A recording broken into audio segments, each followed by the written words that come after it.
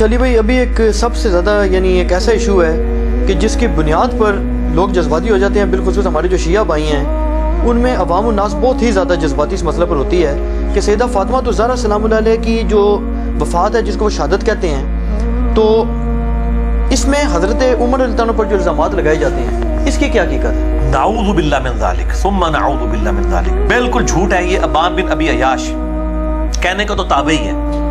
لیکن یہ کذاب راوی ہے۔ اب یہ ان کے لیے بھی پھکی ہے شاہ جی، جو کہتے ہیں کہ جی سب سے بہتر زمانہ میرا، پھر صحابہ کا، تابعین کا، تبع تابعین، اس کو یزید کو پھر تابعی بنا دیتے ہیں۔ تو تابعی تو ابان بن ابی عیاش بھی ہے، تابعین کے، ہاں تابعی ہے، ابان بن ابی عیاش تابعی ہے،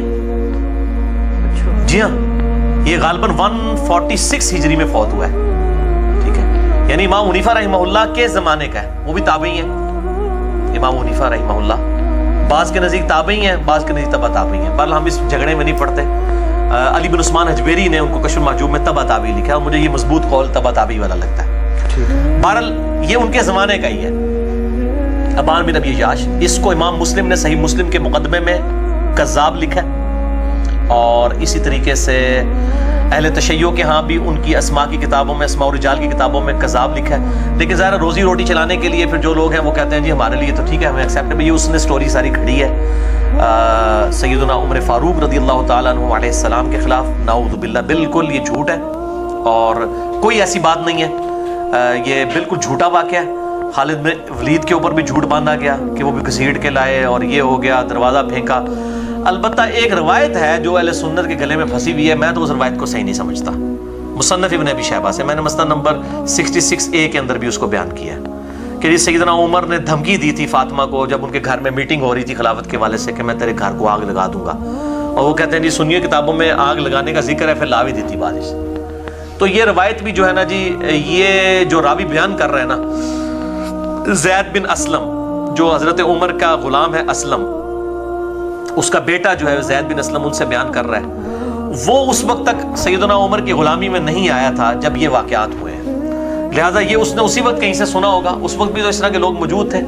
اور اگر اس روایت کو کوئی صحیح مانتا ہے، جس طرح کہ شیخ زبیر علی زئی صاحب کے شاگرد غلام مصطفیٰ ظہیر صاحب کہتے ہیں نہیں روایت صحیح ہے،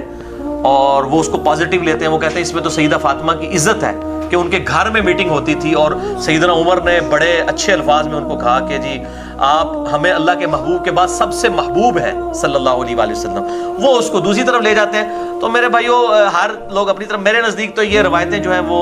صحیح نہیں ہیں، اور اگر یہ معاملات تھے تو سیدنا علی کبھی بھی ساتھ نہ دیتے سیدنا ابو بکر عمر عثمان کا، جس کی یعنی سیدہ فاطمہ جو جنتی عورتوں کی سردار ہے، بخاری و مسلم میں حدیث ہے، اور سیدنا علی کی محبوب ترین بیوی، وہ کیسے پھر ان کا ساتھ دے سکتے تھے؟ بالکل جعلی اور جھوٹا واقعہ ہے، اور لیکن ذاکرین کی روزی روٹی اس کے ساتھ چل رہی ہے۔ جس طرح سنی جو ہے وہ جھوٹے واقعات بیان کرتے ہیں، تو اڑے سنی بھی کرتے ہیں، یہ جو حدیث بیان کرتے ہیں کہ جی وہ کس کی نیکیاں ستاروں کی مانند ہیں، حضرت عمر کی، وہ جو سیدہ عائشہ کے بارے میں ایک منسوب اثر بیان کرتے ہیں، اور یہ مشکات میں موجود ہے، امام شیخ زبیر صاحب نے بھی لکھا ہے یہ جھوٹی روایت ہے، شیخ البانی نے بھی کہا جھوٹی۔ اور پھر سیدہ عائشہ نے پوچھا کہ بتائیے کہ کس کی نیکیاں ستاروں کے، ان کا سیدنا عمر کی کہا کہ میرے باپ، ان کا جی وہ تو تیرے، ان کی پوری زندگیاں تیرے باپ کی ایک رات کی نیکی کے برابر نہیں ہو سکتی ہیں۔ یہ جعلی روایت،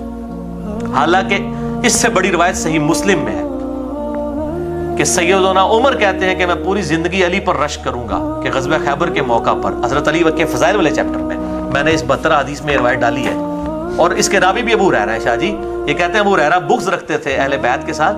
میں یہ چیلنج کرتا ہوں اہل تشیع کو کہ حسن و حسین کی شان میں، حضرت علی کی شان میں جتنی کرٹیکل حدیث ہیں ان کے راوی ابو ہریرہ رضی اللہ تعالیٰ عنہ علیہ السلام،